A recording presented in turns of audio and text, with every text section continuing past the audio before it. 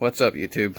So I thought I'd make this video for everyone because I had trouble finding anything, any videos on this problem. Apparently, a big problem in the Tacomas. So that's a 2012 Tacoma Sport, TRD Sport, 2012. And what happens is I noticed this bit of corrosion around here when I bought the truck. That the antenna just has a little bit of a drip. It'll never wash away. A bit of residue. I don't know if you can see that on the camera or not. Just dripping. So what happens is the zinc coating on the antenna, whatever factory coating is on that piece, just corrodes like crazy in there. So cheap washer fluid doesn't help either. Just gets in there and just eats all that metal. So if you're lucky, you can get this part off. And the bezel nut is usually the hardest part to get off. I was lucky enough that I was able just to break it all the way. It was so corroded I could just break it all the way. We get that problem all the time. So it's nice and loose. That's how it's been sitting for about a week or two. So I just want to show you guys another example. This is my buddy's 2009. Mine's a 2012. This one's an 09. Same problem. Gets all corroded up in here. The antenna bezel just kind of falls off. I don't want to disturb it too much. We usually just corroded crap in there. Antenna's still good. Still works and everything. It's just gross, and you get that drip of residue that always comes down the side. So show him that and he'll fix it up.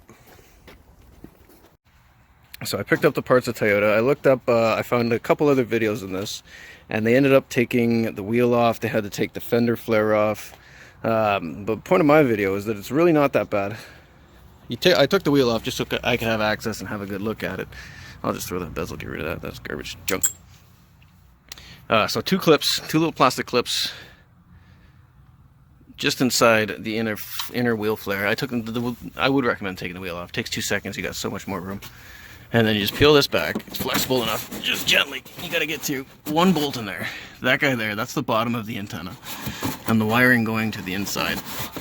There's a little grommet just for a seal. So I got penetrating oil sitting on that right now. It's just a 10mm head. Crack that loose, and that whole metal thing should fall out. The wire will just be hanging by the rubber grommet holding it in. So the hardest part is actually the interior. This is the antenna wire itself. It comes all the way up into this A pillar. I'm not sure why they do that. It's got to be something to do with this connector. But 2 screws, that guy comes off. Doesn't take that long. I'm taking my time. I've been out here for maybe half an hour, 45 minutes. I take my time. I don't like scratching stuff up. You take that A-pillar off. Careful your airbag. That's your rollover airbag, so you don't want to touch that. Just get that. You snap these connectors out. You have to disconnect that. There's one more clip down here that's a bit of a pain. But it is coming with the factory harness, so that's the only one I broke. Pop the glove box off, and the same wire is right there. And if you reach in there, you'll feel the rubber grommet that comes from the other side of the truck. So all you really got to do is tape it, pull it out, tape the new one to the old one, pull the wire through, and make sure that grommet is seated, and should be all right. Should be under 2 hours, maybe 3 hours if I stretch this out. So there's the parts. That's where I got these at Jackson's Toyota from Barrie, Ontario. Good guys there. So that's the antenna itself. You can see that's the antenna, what it should look like. Nice clean threads there for the nut. Got a new nut, new bezel. You can see that's some kind of zinc. I'm not sure if it's aluminum or if it's a zinc coated, whatever it is. This is made out of the same kind of zinc coating, and it just corrodes like crazy.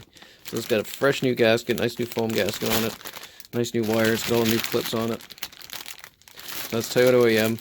So that was about $90 for those parts, and that was from, I'm in Barrie, north of Toronto here, so whoever's watching this from the States or whatever, but about $90.